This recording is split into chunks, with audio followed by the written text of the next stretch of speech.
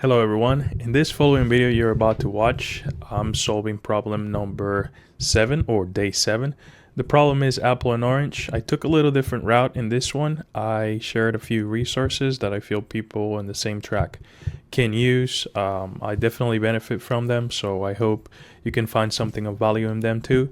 I didn't find an optimal solution for this problem, so if there's anyone on the other side that can find a better solution, please share with me, teach me something valuable. I really appreciate that. I'm here to learn, and that's it. Let's go ahead and watch the video. Let's see what we find. This is day 7 and we are going to be solving a different problem. I'm going to try to take a different approach in this one. I'm going to show a little bit of my resources too. In the past videos, I believe I've jumped straight to the problem. Show a little bit of my way of thinking, bring the whiteboard and do a couple things in it, then using probably the code visualizer to debug a few things.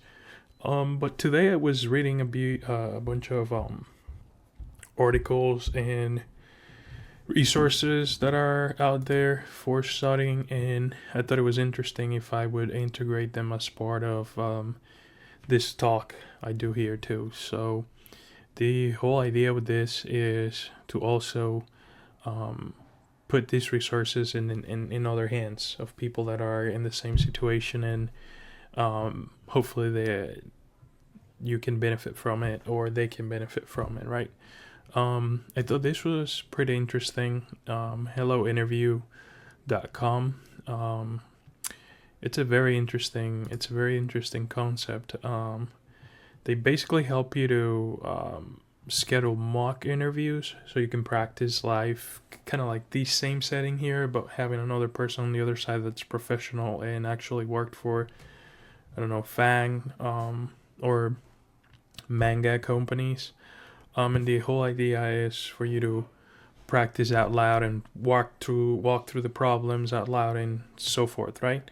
Improve communication and all the benefits that that brings. But they also have these other sections here which you can literally study from their resources, and they have system design if you want to jump into something more advanced than a entry level or a junior position. And this one, which is the basics, DSA, the structures and algorithms. They also have behavioral. You can read from their blogs, but I'm not trying to plug this in here.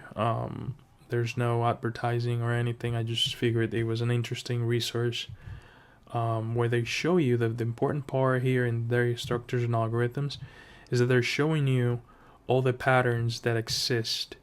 So every time you, I don't know if you check on Reddit or other blogs, whatever, but people talk about the certain patterns you get to identify once you become skilled.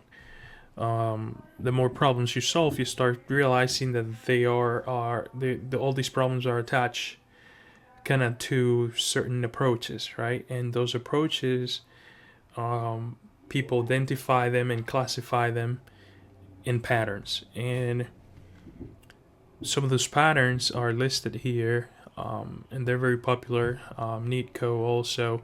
I didn't realize that. I've been doing LeetCode for a little bit too there, and it's also organized in that same order or kind of similar order, not exactly the same.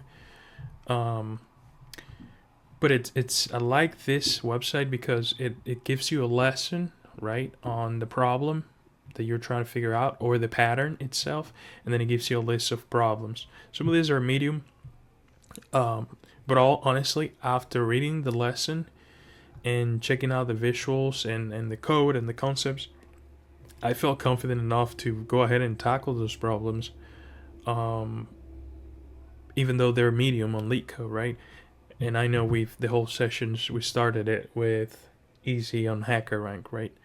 But I'm going to go ahead and show this real quick. Just the two-pointer technique, I'm pretty sure some of you have used it before. I got introduced to it probably a couple years ago, but I really didn't put it in practice. I haven't been consistent. But once you see it here, yeah, they show you the visual, how it should work once it's totally well implemented.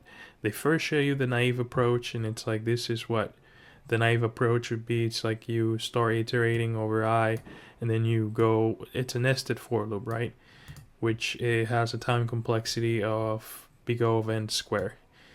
And they show you that there, which would be like the natural approach for a beginner that knows a little bit of code and syntax and whatnot. But then they say, hey, this is the actual way to do it. We can reduce the amount of steps that we have here on the left.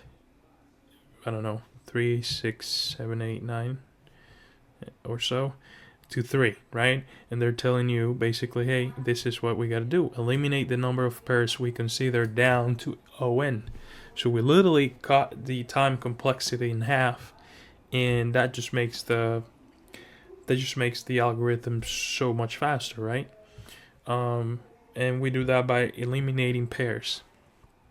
And the whole concept, I'm not gonna try to explain it here, but I'll go over it a little bit. It's basically, it reminds me a little bit to binary search. I might be wrong here, but it's basically saying, hey, we're trying to find a target inside of an array, and it's basically not just the target, but the sum, and a specific sum that it's equal to the target with numbers in that array, right? So it basically says, hey, start the pointer, or 2 pointers, right? Because that's the name of the technique, in both ends of the array, right?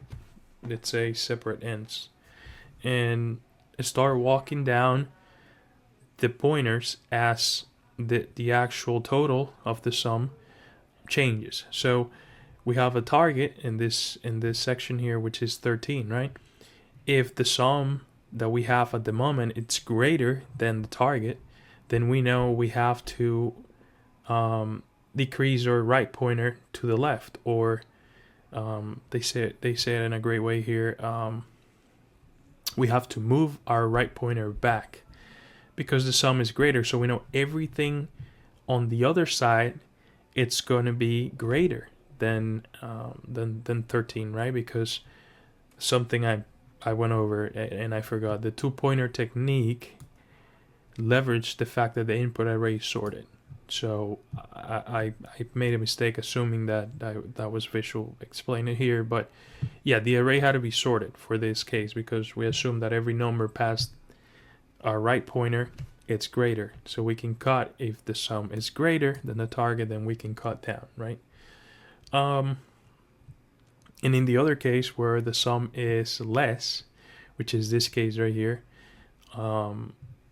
when the right pointer was on 13, the sum was 14. We're looking for 13, so it's greater. We move the right pointer back to the next spot to the left, right, or closer. Since the array is sorted, that number is going to be smaller. Everything from here up, it's greater, so we're not going to even consider that. The sum here is smaller than the target, so we know everything on the left pointer, since the array sorted, it's going to be less than the actual value we have here. So we can go ahead and move the left pointer one level up, and in that step we find that the target.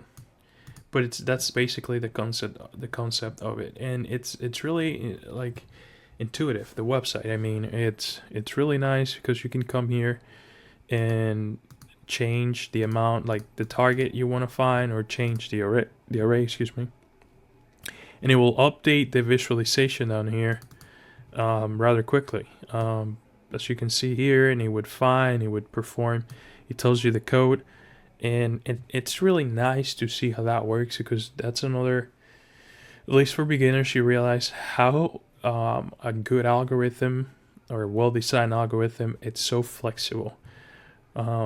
In a sense of, like, we can see here how the same piece of code, it's gonna change, it's gonna alter. It doesn't matter our inputs, it doesn't matter our target. We are going to be able to see how the same code, since it's robust, it's flexible, it's very readable from a point of view of at least from Python, right? So it's just a great resource that I wanted to share. And same thing, this is another good pointer here. I don't wanna skip. When do I use this? So when it's so important to study these things because they're gonna be an interview. So to know when are we gonna use this? When should I use that 2-pointer technique? Well, it shows you problems down here, but it also tells you examples like consider using it the questions that involve searching for a pair or more of items in an array that meet certain criteria, right? So in our 2-sum example up here, we were looking for a pair of numbers that added up together would be equal to a target, right? And that would be the criteria. Anything that's similar to that, the 2 pointers is gonna be great. Finding a pair of items that sum to a given target in an array, that's the same one we just went over. Finding a triple of items that sum to 0 in a given array. Finding the maximum amount of water that can be held between 2 array items representing wall heights. That's another problem. I think it's this one right here. But again, I don't want to go into too much detail. I just wanted to show this website because I thought it was amazing. What I did is I'm gonna bring this over. I went to my notes and created a little section here, and basically I'm just gonna go ahead and study all this patterns, right? And I'm gonna make them part of my plan of study, and I'm gonna be able to dominate these patterns one by one, and then that's the goal, right? It's gonna require a lot of practice. But yeah, I'm just gonna start making lessons, scoping the code, implementing this myself on a separate like Jupyter notebook or whatever, and come back to it and review it when I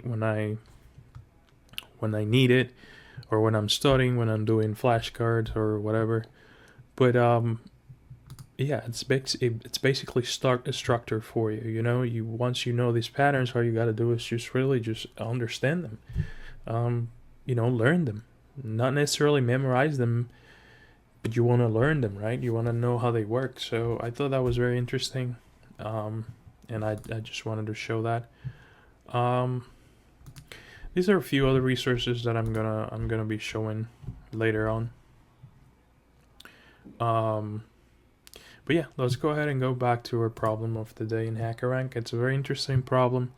I'm going to take a little break. Don't go anywhere. You won't even feel it. Let's continue here as we're going to start with this problem. And it's named Apple and Orange. And it says Sam's house has an apple tree and an orange tree that yield an abundance of fruit. Using the information given below, determine the number of apples and oranges that land on Sam's house. In the diagram below, the red region denotes the house, where S is the starting point and T is the ending point, as we can see here. S starting point, T ending point. The apple tree is to the left of the house, and the orange tree is to the right of the house. Assume the trees are located on a single point, where the apple tree is at point A and the orange tree is at point B. When a fruit falls from its tree, it lands d units of distance from its tree of origin along the x-axis. A negative value of d means that the fruit fell d units to the tree's left, and a positive value means that it falls d units to the tree's right, okay? So yeah, we have a single point here, and basically they explain it here. But yeah, to the left negative, to the right positive, basically the x-axis. And we have to determine, okay, let's see, given the value of d from m apples and n oranges, okay, the value of d from apples and then oranges. Determine how many apples and oranges will fall on Sam's house. Okay. In the inclusive range, example, in the inclusive range from S to T. Got it. Okay. For example, Sam's house is between 7, S equals 7, T equals 10, so it's 7 and 10. The apple tree is located at A equals 4, right here. So 4, it's 3 negative spaces towards 3 negative spaces from S, right? And the orange is at 12, so 2 positive or 2 spaces to the right. There are m equal 3 apples and then 3 oranges. Apples are thrown. Apples equal 2, 3, and minus 4. Units distance from A and oranges. Jesus, I can't read it there. I feel like the Primogen. Hope he never watches this. But yeah, and oranges equals 3 minus 2 minus 4 units distance, adding each apple distance to the point of the 3.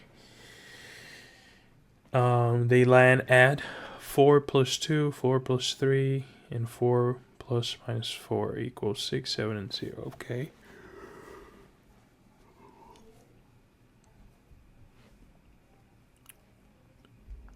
Oranges land at 12 plus 3, 12 plus minus 2, 12 plus minus 4, 15, 10, and 8. 1 apple and 2 oranges land in the inclusive range of 7 and 10. So 1 apple here and 2 oranges. So between 7 and 10 we have 1 and 2. Yeah. So complete the function in the editor below. It should print the numbers of apple and oranges that land on Sam's house, each on a separate line, like we see here. S is an integer, so it's all integers. Starting point of Sam's house. T is going to be the ending point. A, it's going to be equal to the location of the apple tree. B is going to be equal to the location of orange tree. Then an array of apples, or an integer array, which contains the distances in which each apple falls from the tree, and an array of oranges just to complement that one. Integer array distances at which each orange falls from the tree. Constraints, okay. So every distance, it's going to be the distance from the beginning to the end of the house, the distance of the tree to the apple and the orange tree, and the distance of the and the array of integers for both apple and oranges is going to be positive numbers, basically from 1 to the power of 10 to the power of 5. The distance, though, is going to be, obviously, since it's going to be in the x-axis, is going to range from minus 10 to the power of 5 to 10 to the power of minus 10 to the power of 5 to positive to 10 to the power of 5. A is less than S, T is less than B. So yeah, this is the apple tree, the left side of the house, the right side of the house, and the orange tree. So everything towards the right, it's greater than everything towards the left. Turning to different integers, the first integer should be the number of apples, and then the number of oranges that fall on Sam's house. The first apple falls at position 5 minus 2 equals 3. The second apple fell at position 2 plus 5 plus 2.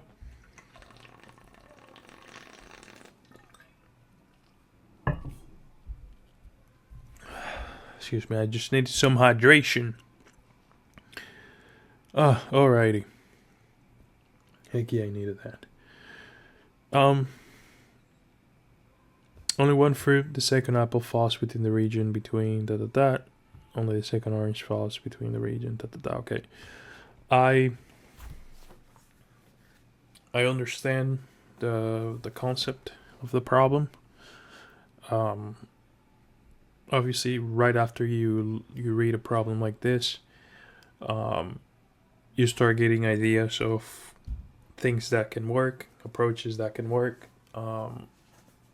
As I was showing earlier, the patterns that you think that you're gonna be able to use. Are we gonna use a 2-pointer? Are we gonna use a sliding window? Are we gonna use what kind of pattern would fit the idea of what we need based on the problem statement, right? Based on the on what we need to print. We need to print 2 integers, basically, that after checking the condition are the result of a series of operations, right? So we're going to get, as the problem states here, STAB, apples and oranges. These two are arrays with the distances of, and I'm just going over the things I understand of the problem to try to solve it, right? So, right here. So the integer arrays distances at which each apple falls from the tree. So based on that distance plus the distance or minus the distance in which the tree is from the house, we can calculate if that fruit is in the range of the house, right? So I'm going to I don't know if I charged this thing. Probably I didn't. I hope it doesn't die. 25%. Okay. Actually, I don't need Notion anymore. So thank you. I'm gonna use my resources on another app. So let's see if I can quickly just scope this thing here and try to see if we can solve these in the less time possible. So we're gonna have the apple tree here. We're going to have, let me draw this line, hopefully straight. So we have the apple tree, we have Sam's house from S to T, and let's just do this, a little roof, right? And this is supposed to be an A, but we are gonna make it a tree. A taller tree. And then we have the orange tree right here. So the idea is to calculate distances. So we're gonna have this here at 7. This is gonna be 10. This is gonna be 12. This is going to be 4. And these are all distances on a x axis. I don't think that is necessary right now, but just so we know. um, it'll be necessary for the problem because it's what states if we like the distance, for instance, from the point S to the tree. We already said or mentioned that there are -3 negative spaces starting from S, right? Starting from the house. So a fruit or an apple that falls from these three. OJ, well that's orange juice, not oranges. Oranges or orange. So an apple that falls from these three, it would have to travel a distance of at least 3 towards this side. So +3, right? Because that's the distance from the start of the house to the tree. From the tree to the house, obviously 3. And then an orange would be this is 2.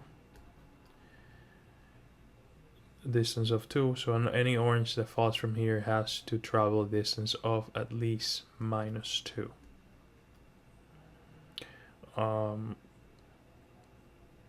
And that is just a quick visual way for me to go over it.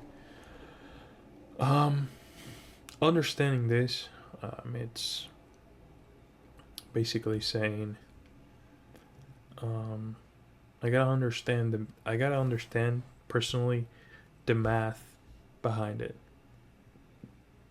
in the sense of the operations I have to perform on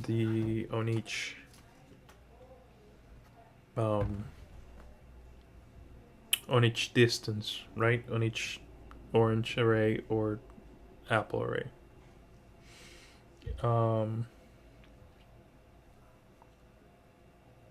So yeah, Sam's house is between 7 and 10. So the apple tree is located at 4. That's a distance of 4. Did I put that right?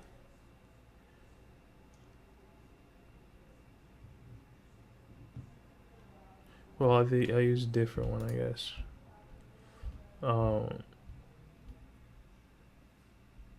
4 and 7. So 4, 5, 6, 7. Why is it?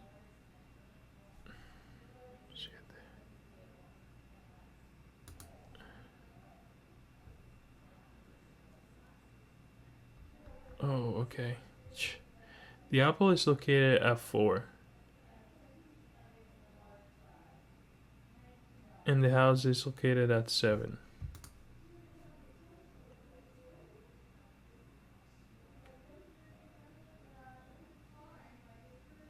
Okay. There are 3 apples. And there are 3 oranges.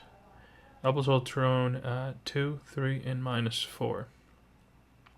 I know that makes sense. I was just trying to understand. I was counting something differently, but yeah, I used the same examples from here. I thought I had used different ones in my little drawing. So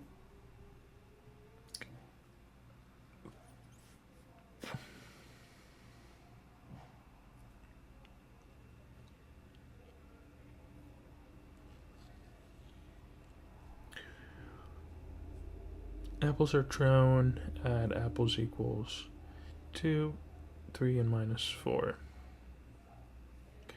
So since apples are -4,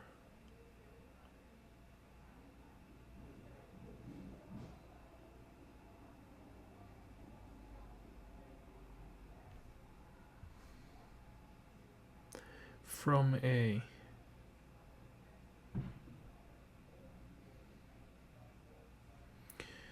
So 2, 3, and minus 4 from A.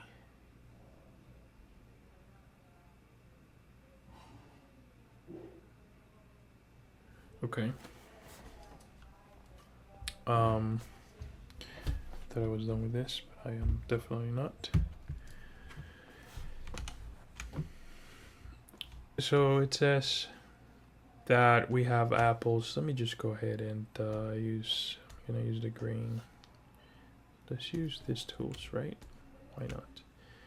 So it says we have apples thrown at 2, 3, and minus 4 from units distance from A. Units distance from A. So A is at 4. So 2, 3, and minus 4 units is distance from 4. So 4, it's right here. 1 is going to land at 6. Let's say it's right here. So 1, this is one apple. It's going to land right here. I wonder if I can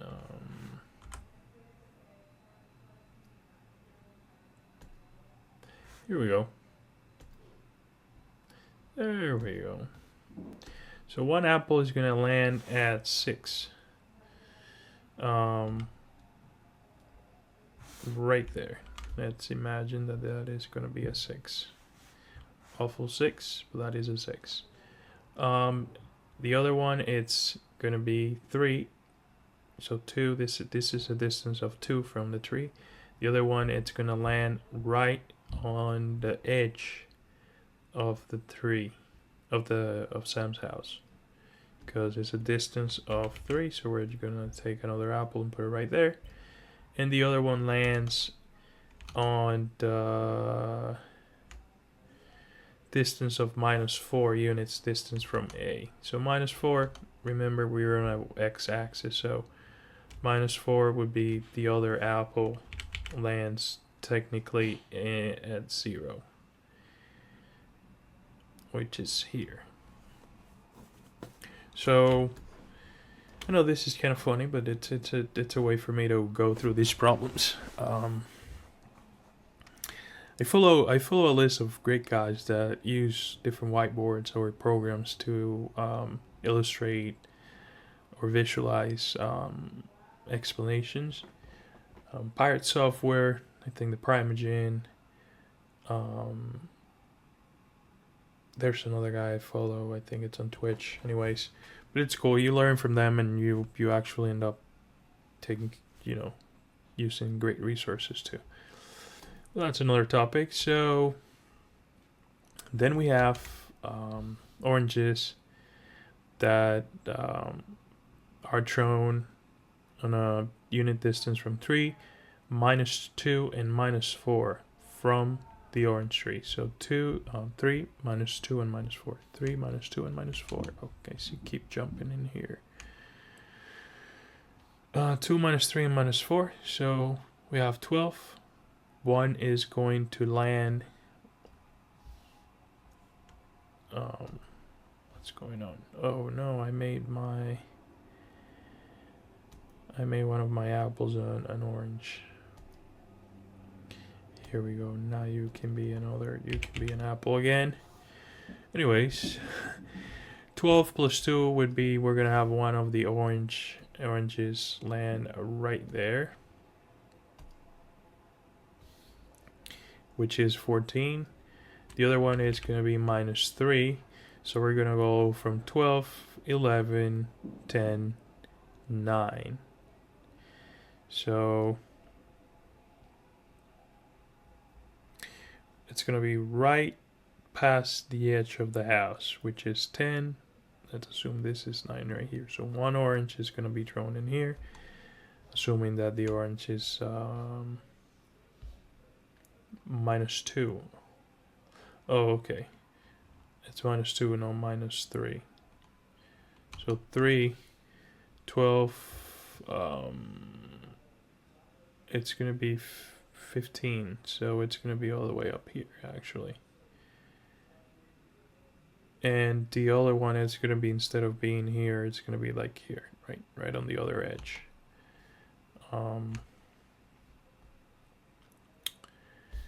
3 minus 2 and then minus 4. So plus 3, it's gonna be here 15. I guess I should specify that. This one is at this one it's at 0. This one it's at 6. This one is right on the edge at 7. This one is right on the edge at 10. This one is at 15. And the other one it says minus 4. Yes. So it's gonna be 12. We're gonna go ahead. Let me go ahead and grab my little orange. And 12, 10, 8. So somewhere around here. Right? Yeah. Whatever. That works. It's understandable. So 8.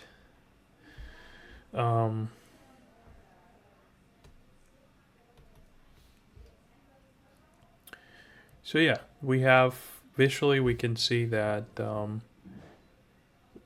our output for this particular case would be 1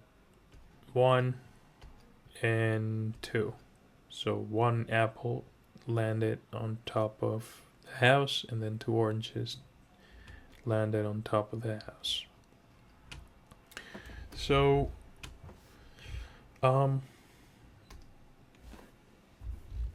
let's see how we can go. Let's see how we can now that we understand that. Let's see the arithmetic that operates on it. Adding each apple distance to the point of the 3. So adding each apple distance to the position of the 3. They land at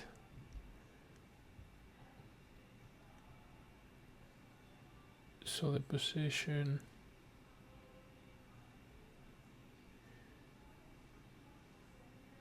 of the 3. So the position of the 3, we say apple is equal 4. Okay.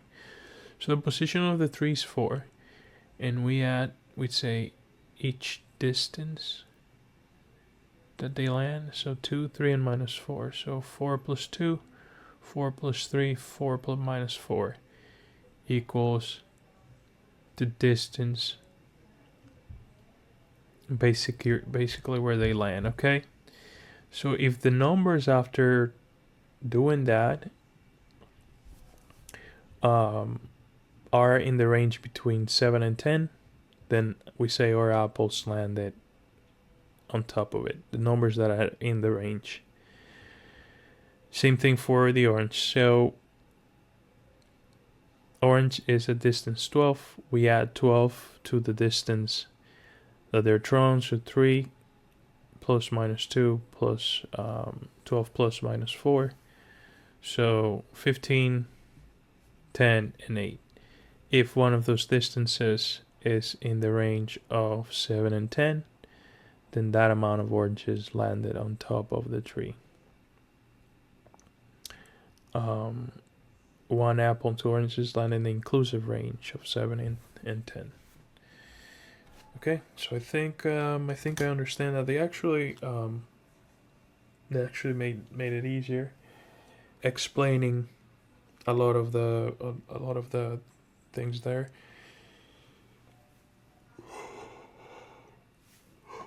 Excuse me. I think I'm a little tired.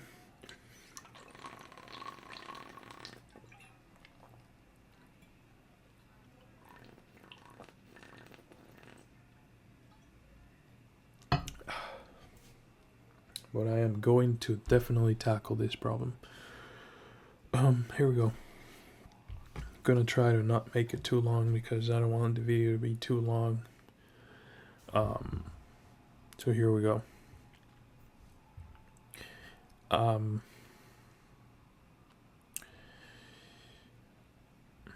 So we know we have to add the distance of.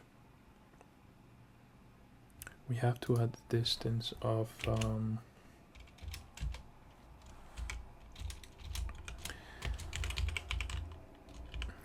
let's make a few notes here.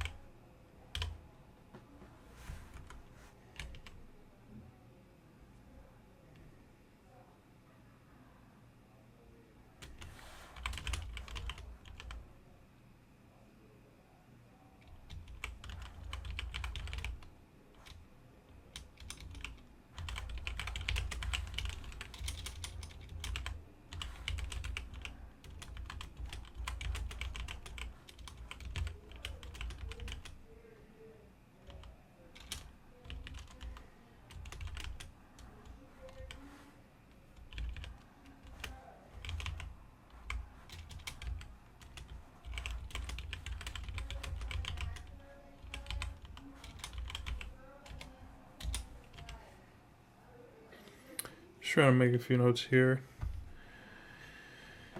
Um,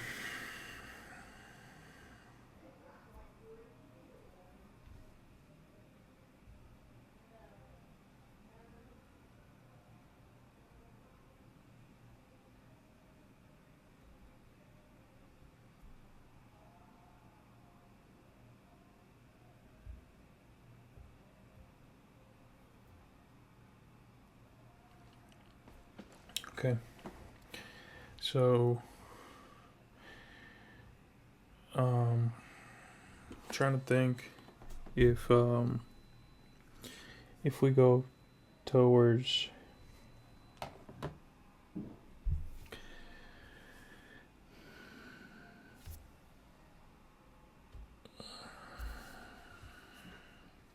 sorry. Just thinking. Uh, I'd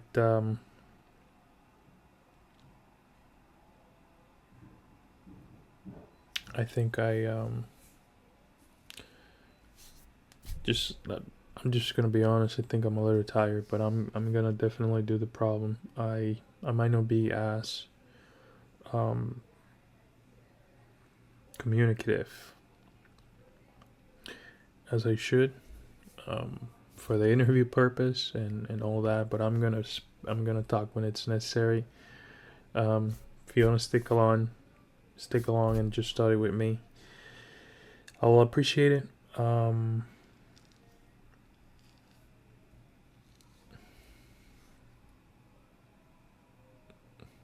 we'll figure this out together.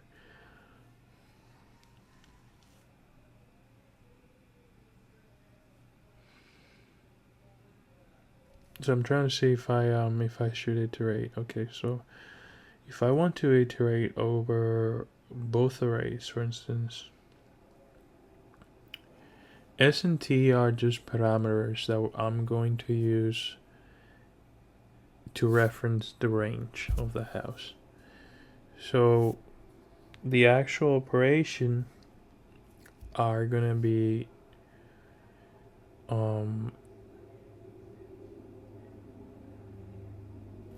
between A and apples and B and oranges, right? So I'm gonna have distance A, which is the distance of the apple tree, and I'm actually going to add or subtract that distance, and if it's in the range, then I should return that. Since I just have to return two separate integers, I don't need to create any particular data structure. Like, I don't really need to create an array to add anything to it, or I don't think a hash map would help in this case here, because I'm not trying to count any frequencies, or I'm not trying to keep order of any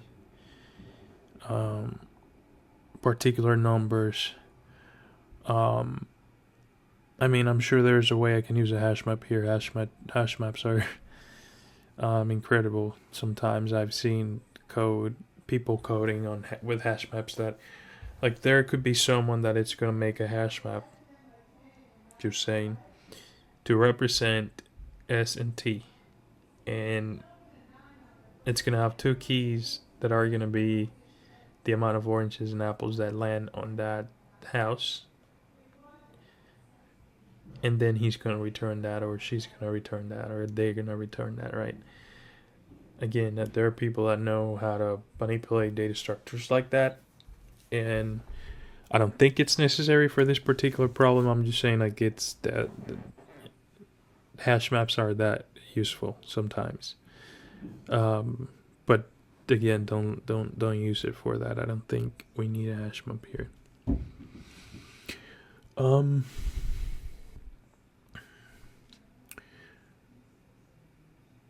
We don't need to use 2 pointers here, because we don't need to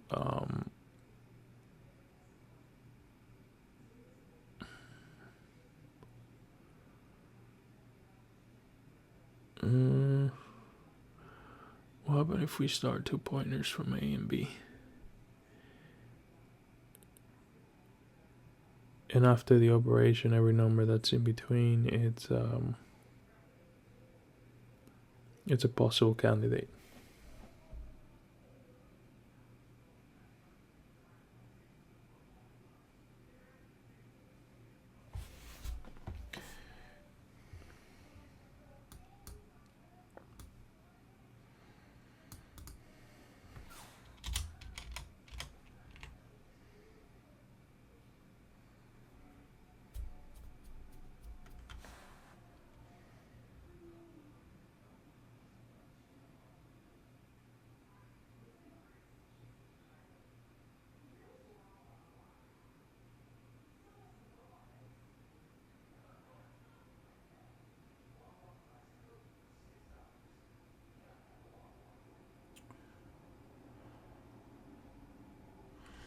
Can I do the operations right away? Can I say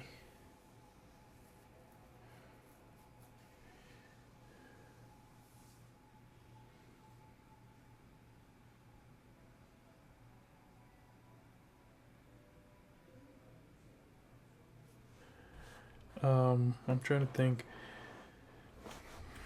Okay.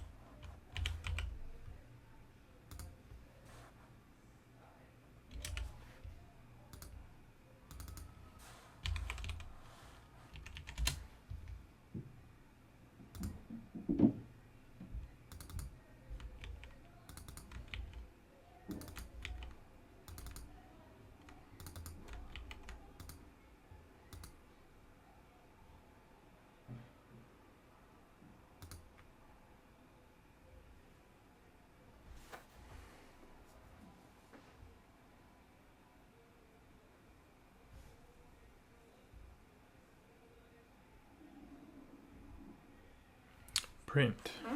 Okay, and I'm returning here. So this is a premise, right? This is a premise.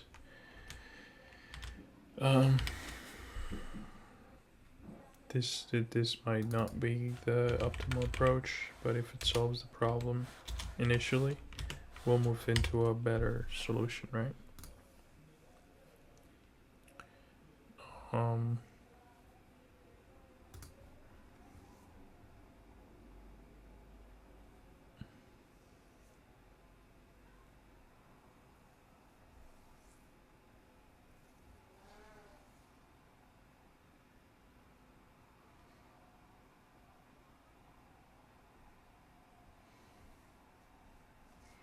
So 7-Eleven is input format as in T. So the house is between 7 and 11. The apple tree is a 5. The orange tree is a 15.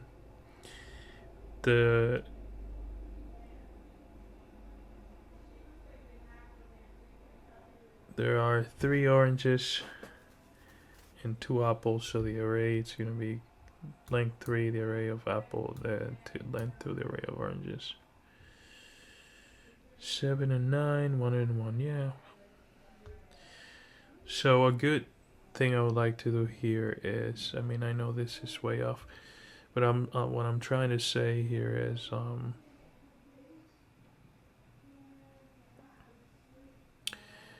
I could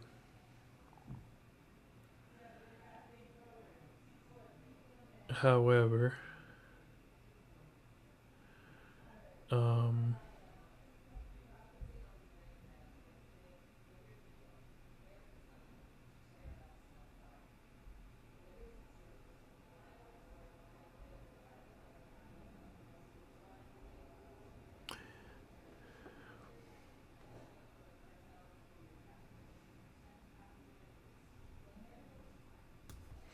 I want to debug this. I want to debug this and see what's happening under the hood, okay?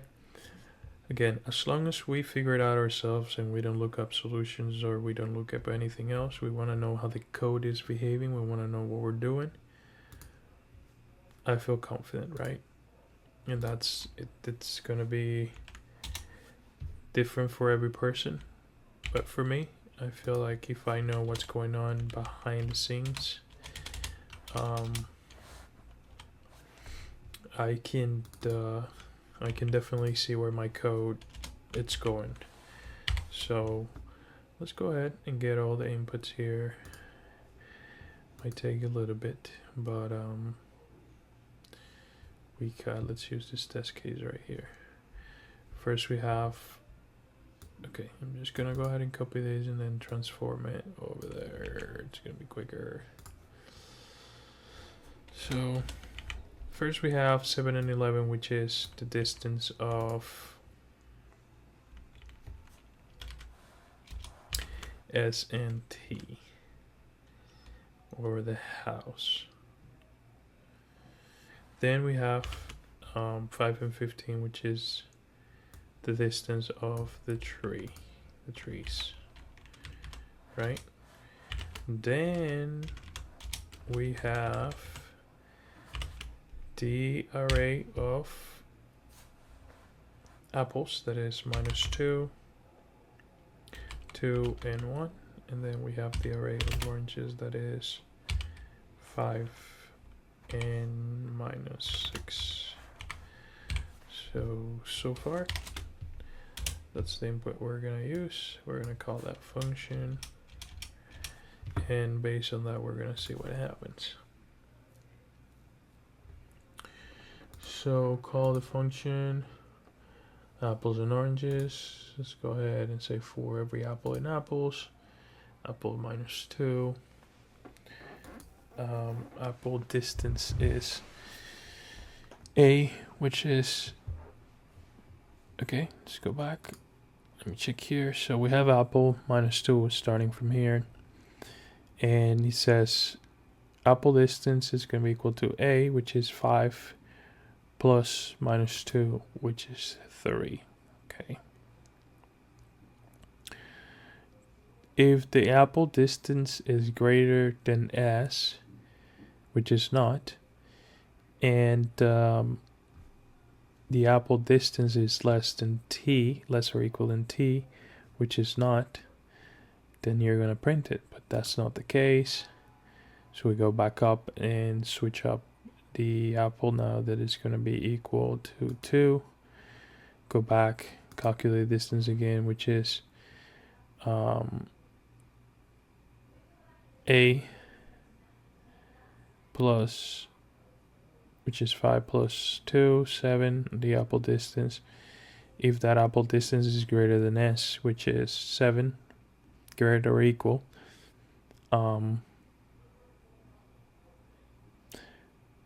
okay, I see.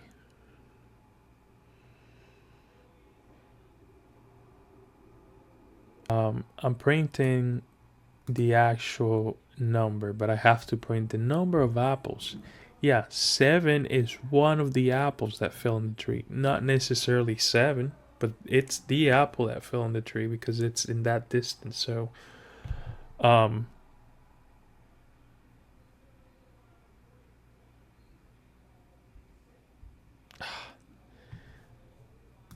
I love it when I can find stuff like that, just because it makes me like, it kind of reaffirms that we're kind of like in the same track. But I can print 1. Actually, I have to have a counter. I have to have a counter of apples and counter of oranges. So number of apples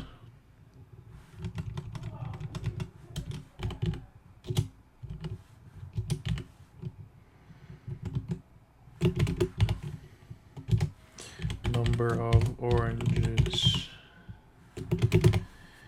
and I'm gonna say it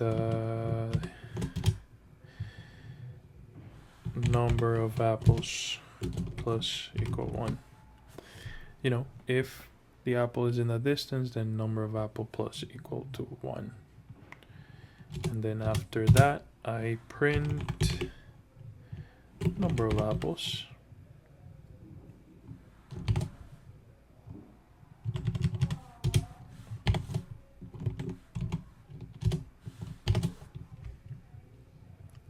same thing here.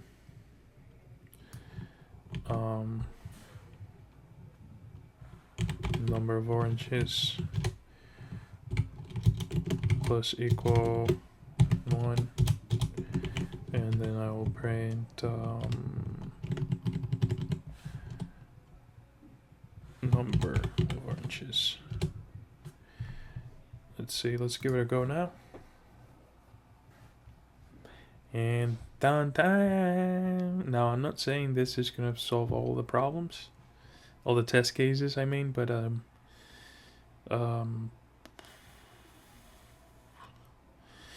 again, I can see how I'm becoming more confident with my code, but also I can see how this is not great, right? Like, yeah, I solved it, but I'm being too repetitive here. Like, I'm repeating the same thing, and in some cases, maybe when the problem is harder. But anyways, let's just go ahead and submit the code. Okay, let's just go ahead and submit the code, and let's see what happens.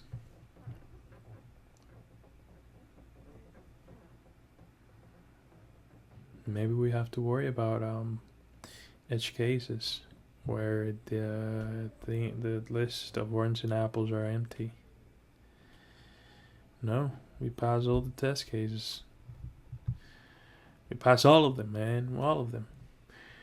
So we can celebrate. We can celebrate a little bit. Give me the confetti. Come on, let's go. We can celebrate. We passed that. Let's go.